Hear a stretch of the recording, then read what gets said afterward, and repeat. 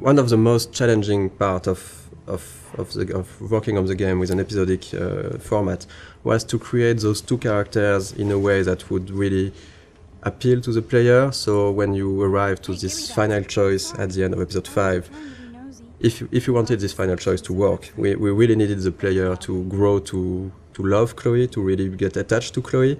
So two of the biggest challenge was, of course, the writing and the voice acting to make that happen.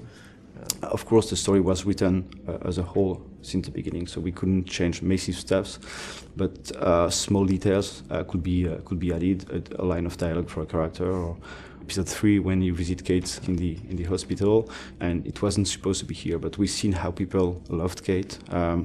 And we realized how much it was important to have a scene like this one. It's a way of finding the voice of the character. So sometimes you just need to think about expressions or words that one character will use and the other won't use it. And that's how you grow to like those characters. Because when in episode 3 or 4, Chloe at the moment use the word Hela, the players were waiting sometimes for it, and they recognize that, okay, it's Chloe because she's using that. So we're working with Blind Light in Los Angeles, and they sent us a lot of different voices to listen to them, and we have to decide. So we decided with Michel, Sebastian, and the producer, and Square, which one we want. So it was quite difficult. For example, for Max, we've got like 40, I think. Yes, I guess we got 40 voices. different castings.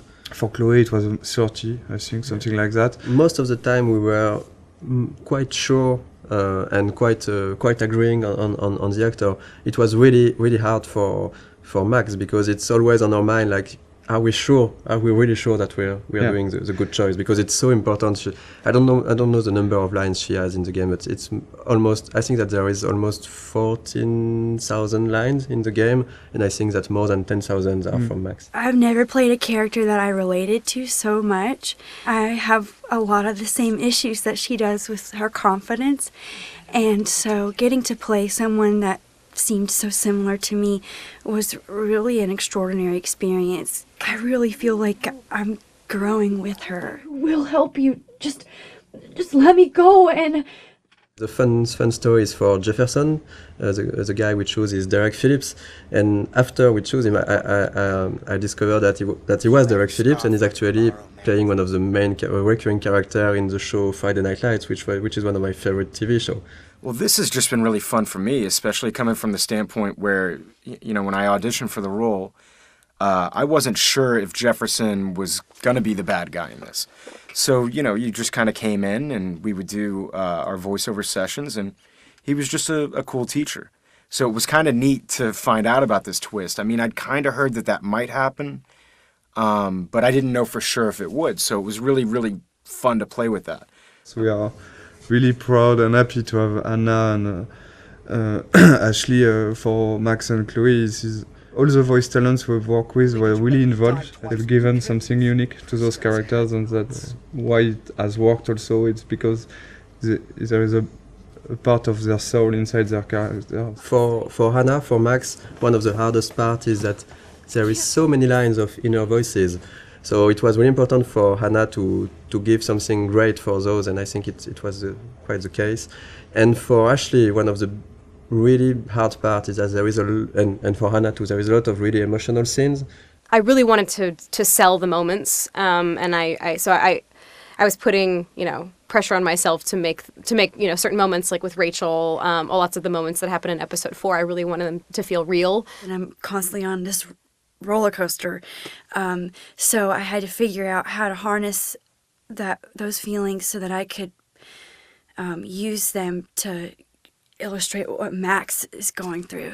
I remember during the voice recording session, for example, for the scene where they are discovering Rachel's body, it was really hard, even just for myself, to listen to the scene, and they told me after that they were, both of them were really crying when they were recording this scene. We knew already how we wanted to end each episode, but after we take a lot of time to discuss about how, and to think about the editing and the framing, the layout of each scene. The endings of each episode. That was something really important, of course, because it's an episodic game, so the ending is crucial if we want, of course, the player to enjoy the episode and to want to come back for the next episode. So I think we looked a lot at also what can be done in TV series, because with the episodic format we were kind of the same way. At the end of an episode, you want either to bring back some element of the story, so in order to hook the player, or we can use a cliffhanger. And I think that we did both of that, depending on the episode. And right now this is the ending for episode 2. Here the episode 1 and episode 2 endings are not the same, but it's the idea behind was really to show all the characters of the games, all the main characters, and showing that there is maybe something more going on.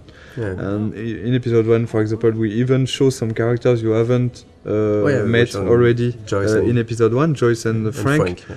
And you will find them back here at the end of episode 2 in small scenes. And we really wanted those in episode 1 and 2, those ends to be like a wide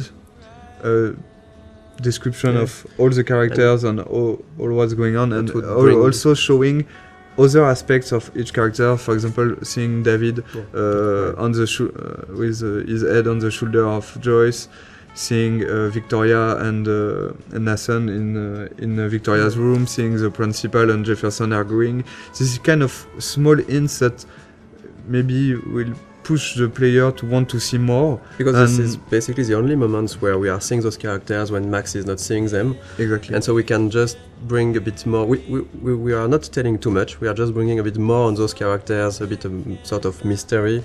And this goes with the idea that everybody might be hiding something or might be a bit different. Like Victoria here we can see her crying when clearly this was not the way her character would behave before.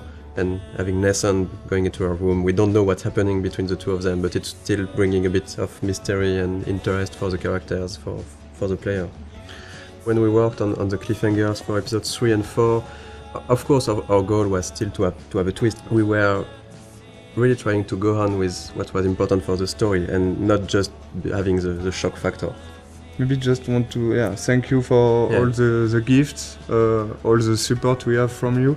Yes. And thank you very much to be so active and so passionate about the game, and we're really happy to see that those characters and this story and those themes means something also for you.